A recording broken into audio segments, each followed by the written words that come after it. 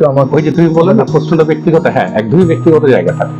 মানে এই প্রথম হয়তো আমি জানাচ্ছি, সবাই জানছে আমার কথা।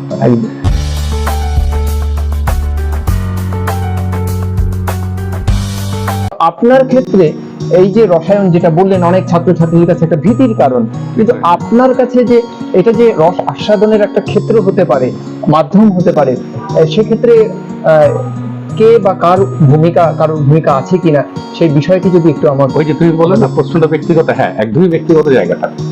মানে এই প্রথম হয়তো আমি জানাচ্ছি, সবাই জানছে আমার কথা, যে রসায়ন আমার দ্বিতীয় পছন্দের সাবজেক্ট ছিল। আচ্ছা, প্রথম পছন্দের সাবজেক্ট ছিল অঙ্ক। আচ্ছা, এবং সেই অঙ্কের ক্ষেত্রে ভালো লাগার পিছনে, হ্যাঁ আমি যে মাস্টারমশাইগুলোর নাম বলবো তারা এখনো জীবিত নাই, তুমি হয়তো চিনবে। আমার যে বাল্যবেলা তোমার বাল্যবেলা তো একই জায়গায় কেটেছে। ওটা সেই মুহূর্তে অমলাংশু শেখর প্রামাণিকের নাম, তুমি ফণীবাবুর নাম জানো, মানে একটা মানে ওই স্বর্গের রাজসভা মনে হয়, এক একজন আনন্দ। ফণীবাবু যিনি ভূগোল পড়াতেন, তিনি আমাকে মানে ক্লাসে গিয়ে অঙ্ক পড়াতেন।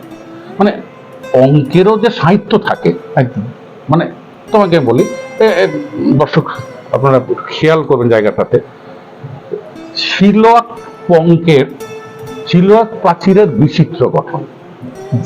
অর্ধেক পঙ্কে তার তেহাই সলিলে, উপরে 52 আসে বিদ্যমান, বুঝিয়া শিশু করহে পাখির প্রমাণ। এটা একটা ভগ্নাংশের অঙ্ক। আচ্ছা, একটা কবিতা, একটা প্রাচীরের বিচিত্র গঠন, অর্ধেক অংশটা কাঁদায়, তেহাই মানে 1/3, সেটা জলের অংশ, বাকি যে অংশটা সেটা 52 ফিট, সব মিলিয়ে দৈর্ঘ্যটা কত।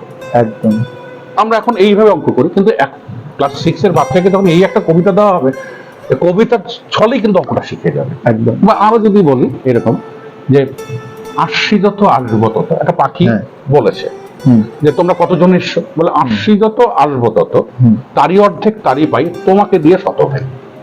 একটা কবি, এটাও কিন্তু একটা, তাহলে আসছি যত আসবো তত, তারই অর্ধেক হাফ, তারই পাই মানে 1/4, আর প্লাস 1 যোগ করলে 100।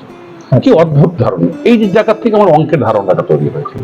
যাক, আমি মাধ্যমিকের ক্ষেত্রে গিয়ে অঙ্ক পরীক্ষা দিয়ে যেটা হয়েছে, তখন তার এই খাতা দেখবার জন্য স্কুটিনি বা এই ধরনের সিস্টেমগুলো ছিল না, নম্বরটা যেটা আমি পেয়েছিলাম তাতে না ভীষণভাবে আঘাত হয়েছিল।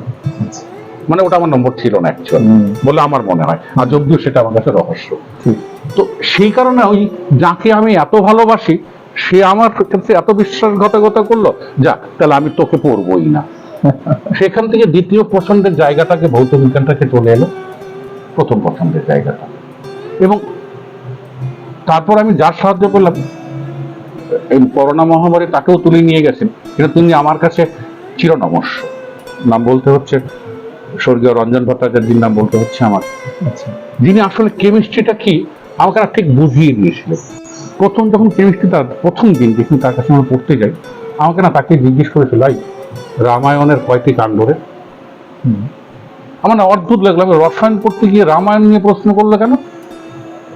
আমি যথারীতি প্রশ্নটা জানা ছিল, আমি বললাম সপ্তকাণ্ড রামায়ণ, ওই 7টা কাণ্ড কান্না হয়েছে, কি কারণ আমি বলতে পারিনি। বলে তোকে আমি একটা গল্প প্রথম থেকে শেষ অব্দি যদি বলে যাই, 7 দিন 10 দিন 15 দিন 1 মাস যাবৎ গল্প, এই গল্পের মূল অংশগুলো, ক্ষুদ্র ক্ষুদ্র অংশগুলো তোর মাথার থেকে বেরিয়ে যাবে। তাহলে আমি সেই গোটা অংশটাকে যদি টুকরো টুকরো টুকরো টুকরো করে তোর কাছে পরিবেশন করে, প্রত্যেকটা অংশ মনে থাকবে। সপ্তকাণ্ড হওয়ার মূল জায়গাটা হচ্ছে এক একটা করে এপিসোড, এক একটা অংশ। তাহলে আমরাও কেমিস্ট্রিটাকে কিভাবে পড়বো বলিস তো, টুকরো টুকরো করবো। একটা চ্যাপ্টারে 25টা 20টা 50টা প্রশ্ন দিলাম, 50টা টুকরোতে ভাগ করলাম, টুকরো টুকরো করে কেমিস্ট্রিটা পড়বো, দেখবি খুব ভালো হয়। এবং ঠিক তাই, এই যে টুকরো টুকরো করে একটা বিষয়কে পড়ে নেওয়ার পর সার্বিক যে ধারণা তৈরি হয়, তার থেকে ভালো ধারণা কখনো তৈরি হয় না।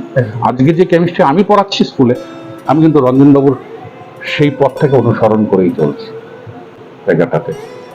আসলে এই বিষয়গুলো যখনই আসে, তখন এটাই বলতে ইচ্ছে করে যে আগে আমরা যাদেরকে পেয়েছি তারা আসলে প্রাতঃস্মরণীয় একদম। ওনারা যে পথগুলো দেখিয়েছেন সেগুলোই যেন আবার নতুন করে আমরা যে বলছি যে নতুন স্কিল, নতুন মডেল, শিক্ষায় নতুন মডেল, আসলে এগুলো তাদের কাছে মানে তাদের হাত ধরেই এসেছে। জাস্ট খালি এখন আমরা নতুন করে সাজিয়ে লালন পালন করে একটু মডিফাই করে আমরা করছি। কিন্তু যে বিষয়টা, যে তাদের যে একটা বোধ হয় কোথাও একটা নিজের কাছে চ্যালেঞ্জ ছিল যে ছাত্রদেরকে আমরা শেখাবো। এক্স্যাক্টলি তাই। এই যে জায়গাটা তাদের মধ্যে ছিল, ভালোবেসে শিক্ষাদান। হ্যাঁ, ভালোবেসে এবং ভালোবাসতে শেখাবো। যে কারণে আজ আমি হয়তো সাহিত্যে, আপনি হয়তো রসায়ন বিদ্যায়, আসলে সাবজেক্টকে কি করে ভালো লাগাতে হয়, ভালোবাসতে হয়, সেই ভালোবাসাটা বোধহয় আমরা তাদের কাছ থেকে শিখেছি। এটা সত্যি আমাদের খুবই আনন্দ দেয়, ভাবতে গর্বও হয় যে আমরা এরকম মাস্টারমশাই পেয়েছি। এবং আমার বলতে কোনো বাধা নেই, এরকমই একজন প্রিয় মাস্টারমশাই আমার পাশে বসে আছেন। যদিও আমি সাহিত্যের সাবজেক্ট হিসেবে সাহিত্যের ধারায় চলে গেছি, কিন্তু স্যারের কাছ থেকে প্রথম আমার কাছে ভালো লাগা তৈরি হয়েছিল যে হ্যাঁ, রসায়নটা খুব একটা ভালো লাগার জায়গা। এবং একটু বিপরীত ধর্মিতা এই জায়গায়, স্যারের প্রিয় সাবজেক্ট ছিল অঙ্ক, আর আমার সবচেয়ে ভয়ের জায়গা ছিল অঙ্ক, যে কারণে পরবর্তীতে আর বিজ্ঞানটা নিয়ে পড়াশোনা হয়নি, আর্টসে চলে এসেছি। তো যাই হোক, আমাদের আলোচনা কিন্তু চলতে থাকবে এরকম অসংখ্য বিষয় নিয়ে। স্যারের ব্যক্তিগত জীবন এবং আরো বিষয়বস্তুগত আলোচনা কিন্তু চলতে থাকবে। দেখতে থাকুন মনের মতো ক্লাসরুম।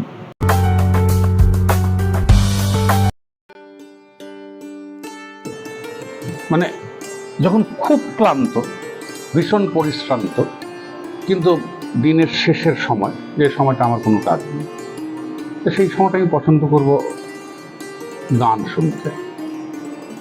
এবার সকালবেলা ঘুমের থেকে উঠেছি, আমি 10টার সময় রেডি হব স্কুল যাওয়ার জন্য। এই সময়টাই অবশ্য সেখানে ক্লান্তির কোনো ব্যাপার নেই। তখন কি হয়, ওই ক্রিয়েটিভিটি কিছুটা তৈরি হয়। মাথায় কোনো আইডিয়া হলো, আমি একটা গল্প বা ওরকম কিছু একটা লেখা লিখে রাখলাম, এইভাবে বেশ কেটে যায়। কখন গল্পের বই নিয়েও কেটে যায়। প্রসঙ্গক্রমে তোমাকে আমি বলে রাখি যে কল্পবিজ্ঞান প্রথমে ভীষণ ভালোবাসি। আচ্ছা, ওই তুমি বললে না যে বিভিন্ন রসায়নবিদ, তার সঙ্গে সাহিত্য, ঠিক তেমনি একজনের নাম বলি, বাংলাদেশের হুমায়ুন আহমেদ। নাম শুনেছেন? একদম। ঢাকা ইউনিভার্সিটির কেমিস্ট্রি ছিলেন। হুমায়ুন আহমেদ কিন্তু আমার প্রিয় লেখকদের মধ্যে। এবং হুমায়ুন লেখার দুটো ধারা আছে। মিশির আলী সমগ্র নামের একটা অংশ লিখে, মিশির আলী। আচ্ছা, সেখানে আমাদের ওই বিভিন্ন রকমের পটভূমি নিয়ে, সামাজিক বিষয় নিয়ে যে উপন্যাসগুলো হয় আমাদের, যেমন তারাশঙ্কর, শরৎচন্দ্র, সেই টাইপের, যেটা মিশির আলী নাম। আবার হুমায়ুন আহমেদ নিয়ে তার কল্পবিজ্ঞান, মানে যেহেতু রসায়ন, তো এই কল্পবিজ্ঞানের লেখাটা আমার ভীষণভাবে নাড়া দেয়। মানে বলতে পারো হুমায়ুন আহমেদ এই কল্পবিজ্ঞানের ভীষণভাবে ফ্যান। আমরা যেটা জানি, মাঝে মধ্যে আপনার লেখনীটাও চলে, তো সেটা কি এখনো চলছে? মানে বিভিন্ন সোশ্যাল মিডিয়াতেও অনেক সময় আপনার লেখাগুলো কিন্তু পাই এবং পড়ি, বেশ ভালো লাগে। তবে এখন যেটা হয়েছে কি, আমি লিখছি, সময় পেলেই লিখছি, ছোট লেখা, বড় লেখা। খুব বড় লিখি না, আমি ছোট ছোট লিখি, কিন্তু সোশ্যাল মিডিয়া এখন দিচ্ছি না। আচ্ছা, কি হয় ওগুলো, মানে সোশ্যাল মিডিয়ার বাজে দিক আছে, মানে খুব তাড়াতাড়ি কপি হয়ে যায়। কপি হচ্ছে, ফলে আসল যে কে, এত বেশি কপি হতে হতে হতে মূল প্রতিলিপি কি, বোটানিক্যাল গার্ডেনে গেলে মূল বুড়িটা কোনটা খুঁজে পাওয়া যায়। থেকে আমাদের একটা কৌতূহল থেকে যাবে যে ভবিষ্যতে কি গ্রন্থাকারে কোনো কিছু। হ্যাঁ, এরকম ভাবনা আছে, ভাবনাটা আছে, হয়তো সেই দিক থেকে এগোয়েছে মোটামুটি। একটা আর কয়েকটা গল্প হলো হয়তো একটা গ্রন্থ হয়েও যেতে পারে, বা যদি মানে এখনকার মতো চলতে থাকে, বা আমার মধ্যে নতুন করে প্রতিবন্ধকতা কিছু তৈরি না হয়, তাহলে হয়তো বা। নাট্য জগতের কথা তুমি যেটা বললে, রবীন্দ্রনাথের অতিথি গল্প মনে আছে তো? অতিথি, হ্যাঁ। তোর সঙ্গে ওই কোথাও গিয়ে বন্ডিং তৈরি হওয়া মাত্র, মায়ার বন্ধন তৈরি হওয়া মাত্র, সে বন্ধন থেকে বেরিয়ে চলে আসে। আচ্ছা, অনেকটা সেই, আচ্ছা, মানে নাট্য জগতের ক্ষেত্রে আমিও তাই, কোথাও গিয়ে হলো একটা বন্ডিং তৈরি হচ্ছে, কি কারণে সেখান থেকে আবার বন্ধনচ্যুত, কক্ষচ্যুত হয়ে গেলাম। আচ্ছা, এটাই চলতে থাকে। তবে হ্যাঁ, নাটক দেখতে ভীষণ ভালোবাসি। এক দুটো ক্ষেত্রে, নাটকের ক্ষেত্রে হয়তো নিজের কিছু কাজ করেছি। স্কুলের একটা নাটক তুমি দেখো, সেই নাটক আমার লেখা নাটক মঞ্চস্থ হয়েছে। সুকুমার রায়ের গল্প নিয়ে নাটক, নাট্যরূপ দিয়ে নাট্য তার একটা মন্ত্রস্থ সেগুলো হয়েছে, এরকম টুকটাক দু একটা কাজ করে আসলে মানে ভালো লাগাটা ভালো লাগা আছে আর কি ভেতর থেকে। আজকের এই আলোচনা কিন্তু প্রচন্ড ভাবে আমাদের ঋদ্ধ করলো, সমৃদ্ধ করলো। আশা করি আপনারা সবাই আমাদের প্রোগ্রামটি প্রথম থেকে শেষ পর্যন্ত দেখেছেন। আগামী দিনে আবার আমরা নতুন কোনো অতিথিকে নিয়ে আসব এবং অবশ্যই আমাদের এই আলোচনা চলতে থাকবে। আজকের অনুষ্ঠান আপনাদের কেমন লাগলো অবশ্যই কমেন্ট বক্সে কমেন্ট করে জানাবেন, এবং স্যারের প্রতি যদি কৃতজ্ঞতা জানাতে চান, স্যারকে যদি ধন্যবাদ জানাতে চান, অবশ্যই কমেন্ট বক্সে আমাদেরকে জানাবেন। এবং আমরা আশা করব আপনাদের যদি কোনো কিছু জিজ্ঞাসা থাকে অবশ্যই প্রশ্ন আকারে আমাদেরকে জানাবেন, এবং সেই প্রশ্নের উত্তর নিয়ে আমি অনুরোধ করব স্যারকে আরেকদিন আমাদের এই চ্যানেলে আসার জন্য। আমরা নিশ্চয়ই সেই প্রশ্নের উত্তরগুলো আমরা তাদেরকে জানিয়ে দেব, এবং এইভাবেই আমাদের কিন্তু পথ চলা চলতে থাকবে। তো আজকের মতো অনুষ্ঠান আমরা এখানেই শেষ করব।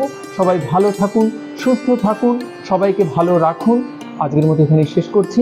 শুভরাত্রি।